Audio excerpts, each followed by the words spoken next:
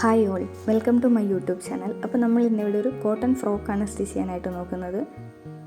Daily wear ആയിട്ടൊക്കെ ഇടാൻ പറ്റുന്ന ഒരു ഫ്രോക്കാണ്. അപ്പോൾ നമുക്കത് സ്റ്റിച്ച് ചെയ്തിട്ട് വരാം. സ്റ്റിച്ച് ചെയ്യുന്ന ഫ്രോക്കിൻ്റെ പിക്ചർ ഞാനിവിടെ സൈഡിൽ കൊടുത്തിട്ടുണ്ട്.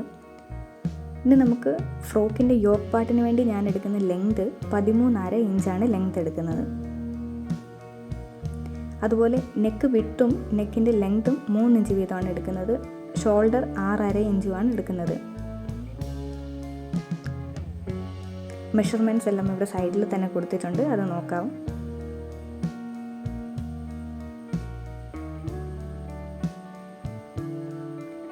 ബാക്കി മെഷർമെൻറ്റ്സ് എല്ലാം നമ്മുടെ ആവശ്യത്തിനനുസരിച്ച് നമുക്ക് മാർക്ക് ചെയ്യാവുന്നതാണ്. ഞാനിവിടെ എൻ്റെ മെഷർമെൻറ്റിനനുസരിച്ചാണ് തയ്ക്കുന്നത്.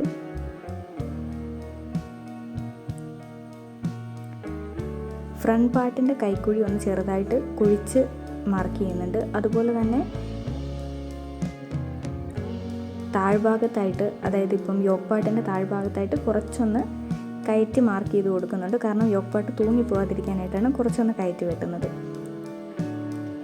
മാർക്ക് ചെയ്ത ഭാഗങ്ങളെല്ലാം കട്ട് ചെയ്തെടുത്ത് കഴിഞ്ഞതിന് ശേഷം ഇതിൻ്റെ ഷോൾഡർ രണ്ടും സെപ്പറേറ്റ് ചെയ്യണം. അപ്പോൾ ആ ഷോൾഡർ സെപ്പറേറ്റ് ചെയ്തിട്ട് ബാക്ക് പാർട്ടിന് മാറ്റി വെച്ചിട്ട് ഫ്രണ്ട് പാർട്ടിൻ്റെ കൈക്കുഴി മാത്രം ഒന്ന് കുഴിച്ച് വെട്ടി കൊടുക്കാം.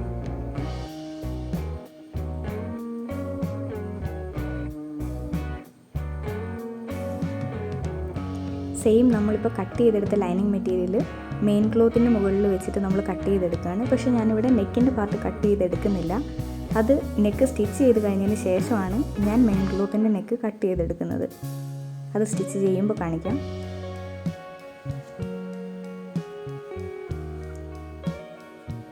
ഇനി താഴത്തെ ഫ്രോക്ക് പാർട്ടിന് വേണ്ടിയിട്ട് ഫ്രില്ലിട്ടിട്ട് അങ്ങനെ 2 പാർട്ടായിട്ടാണ് സ്റ്റിച്ച് ചെയ്യുന്നത്. അതിൽ ഫസ്റ്റത്തെ ആ ഒരു പാർട്ട് ഞാൻ 25.5 ഇഞ്ച് ലെങ്തിലാണ് എടുത്തിട്ടുള്ളത്.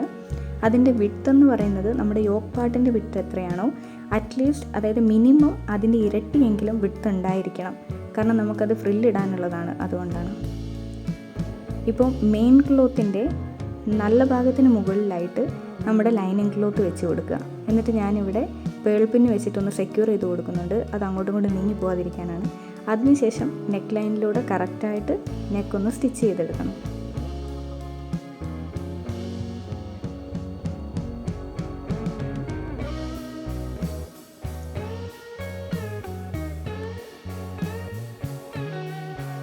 നെക്ക് കംപ്ലീറ്റ് ഒന്ന് സ്റ്റിച്ച് ചെയ്ത് കഴിഞ്ഞിട്ടുണ്ടെങ്കിൽ ആ പേൾപ്പിനൊക്കെ റിമൂവ് ചെയ്യാം. അത് കഴിഞ്ഞ് നമുക്ക് ആ മെയിൻ ക്ലോത്തിൻ്റെ നെക്ക് കട്ട് ചെയ്തെടുക്കാം. അങ്ങനെയാകുമ്പോൾ നമുക്ക് കഴുത്ത് വലിഞ്ഞു പോകുന്ന ഇഷ്യൂസോ അങ്ങനെയൊന്നും വരില്ല. ഇനി നെക്കിൻ്റെ എല്ലാ പാർട്ടിലും ചെറിയ കട്ടുകൾ കൊടുക്കാം. ഇതുപോലെ തന്നെ ഫ്രണ്ട് പാർട്ടും ബാക്ക് പാർട്ടും ഒരുപോലെ തന്നെ നെക്ക് ഇതുപോലെ ചെയ്തെടുക്കാം. ഇതിന് ശേഷം വേണം നമുക്ക് ഷോൾഡർ സ്റ്റിച്ച് ചെയ്തെടുക്കാനായിട്ട്. ഷോൾഡർ സ്റ്റിച്ച് ചെയ്യുമ്പം വീഡിയോയിൽ കാണിക്കുന്നത് പോലെ തന്നെ നല്ല ഭാഗവും ഒരുമിച്ച് വരുന്ന രീതിയിൽ വെച്ച്, അതായത് ലൈനിങ്ങിനെ തുറന്ന് വെച്ച് നല്ല ഭാഗം ഫ്രണ്ട് പാർട്ടിൻ്റെയും ബാക്ക് പാർട്ടിൻ്റെയും നല്ല ഭാഗം രണ്ടും ഒരുമിച്ച് വരുന്ന രീതിയിൽ വെച്ചിട്ട് ഡബിൾ സ്റ്റിച്ച് കൊടുത്ത് വേണം ഷോൾഡർ സ്റ്റിച്ച് ചെയ്തെടുക്കാൻ.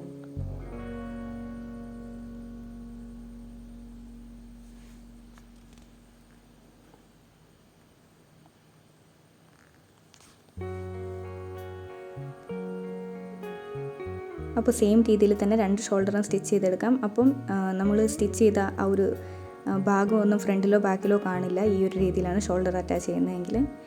ഇനി നമുക്ക് ഈ നെക്ക് നമ്മൾ ഷോൾഡർ അറ്റാച്ച് ചെയ്ത് കഴിഞ്ഞതിന് ശേഷം ഒന്ന് പതിച്ചടിക്കണം, ഫ്രണ്ട് നെക്കും ബാക്ക് നെക്കും. അപ്പം ആ ഒരു സ്റ്റിച്ച് നമുക്ക് മുഴുവനായിട്ട് നെക്ക് റൗണ്ട് ഫുള്ളായിട്ട് ആ ഒരു സ്റ്റിച്ച് കൊടുക്കാം.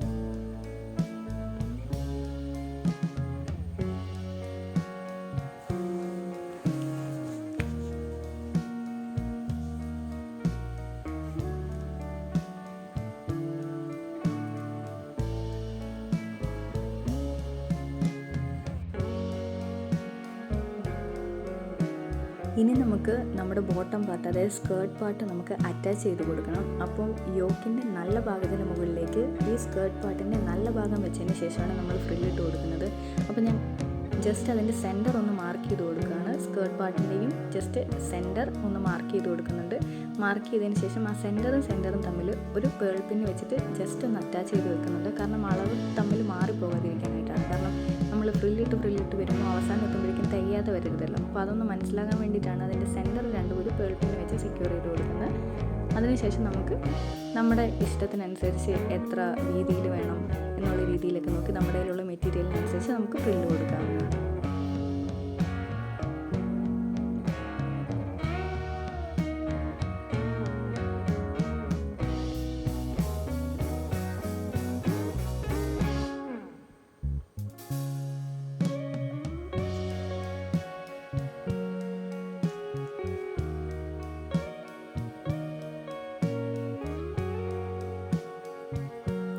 ഫ്രിൽസ് ഫുള്ള് അറ്റാച്ച് ചെയ്ത് കഴിഞ്ഞിട്ടുണ്ടെങ്കിൽ ഒന്ന് സൂചി കുത്തി തിരിച്ചിട്ട് ഒരു സ്റ്റിച്ച് കൂടെ കൊടുക്കുന്നത് എപ്പോഴും നല്ലതാണ്.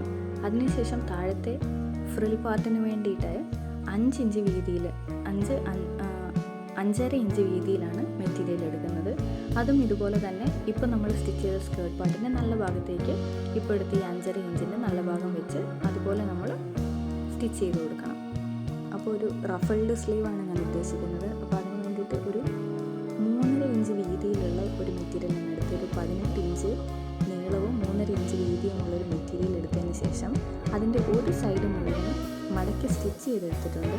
അതിൻ്റെ മറ്റേ വശമാണ് കട്ട് ചെയ്തെടുത്ത് ഇപ്പോൾ ഫ്രിൽസിന് വേണ്ടിയിട്ട് ഒരു വലിയ സ്റ്റിച്ച് വെറുതെ ഒരു റഫായിട്ടൊരു സ്റ്റിച്ച് ഇട്ട് കൊടുത്തതിന് ശേഷം നമ്മളിങ്ങനെ കൈ കൊണ്ട് പ്ലീറ്റ്സ് ഇട്ടിട്ട് കൊടുക്കുകയാണ് ചെയ്യുന്നത്.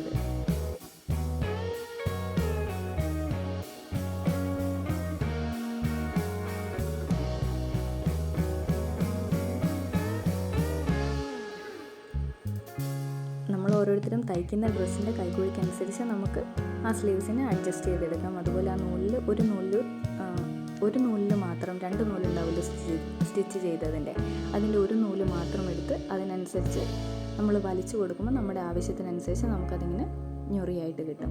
എന്നിട്ട് അതിന് ശേഷം കൃത്യമായിട്ട് നമുക്ക് നമ്മുടെ നമ്മൾ തയ്ച്ച് വെച്ചിരിക്കുന്ന യോക്ക് പാർട്ടിൻ്റെ നല്ല ഭാഗത്തേക്ക് ഈ സ്ലീവ്സിൻ്റെ നല്ല ഭാഗം വെച്ചതിന് ശേഷം സ്റ്റിച്ച് ചെയ്ത് കൊടുക്കാം. സെൻറ്ററിൽ നിന്ന് സ്റ്റിച്ച് ചെയ്ത് തുടങ്ങുകയാണെങ്കിൽ നമുക്ക് അളവിലൊന്നും വ്യത്യാസം വരാതെ 2 സൈഡിലേക്കും കറക്റ്റായിട്ട് തന്നെ നമുക്ക് സ്ലീവ്സ് കിട്ടും.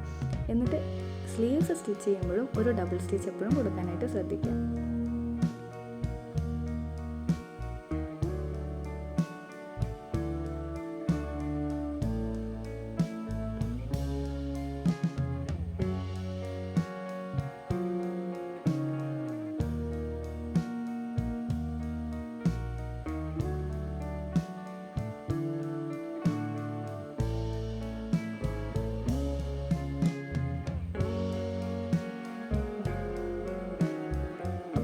സ്ലീവ് സ്റ്റിച്ച് ചെയ്ത് കഴിഞ്ഞിട്ടുണ്ട്. ഇതുപോലെയുള്ള നല്ല ഞൊറിവൊക്കെ ഉള്ള നല്ലൊരു റഫിൾഡ് സ്ലീവാണ് നമുക്ക് കിട്ടുന്നത്. അപ്പോൾ 2 സൈഡിലും സ്ലീവ്സ് അറ്റാച്ച് ചെയ്ത് കഴിഞ്ഞിട്ടുണ്ടെങ്കിൽ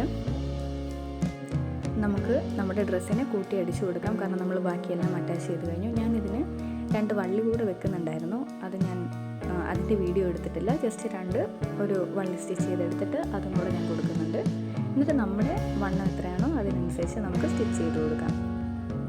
ഫ്രോക്ക് പാർട്ടിലേക്ക് താഴ്ഭാഗത്തേക്ക് ഞാൻ ലൈനിങ് കൊടുത്തിട്ടില്ലാത്തതുകൊണ്ട് നമുക്ക് പ്രത്യേകിച്ച് വേറെ കാര്യങ്ങളൊന്നും നോക്കാനില്ല. ലൈനിങ്ങും മെയിൻ ക്ലോത്തും സെപ്പറേറ്റ് സ്റ്റിച്ച് ചെയ്യാനൊന്നുമില്ല. നമുക്ക് പെട്ടെന്ന് തന്നെ കൂട്ടിച്ചേർത്ത് സ്റ്റിച്ച് ചെയ്തെടുക്കാം.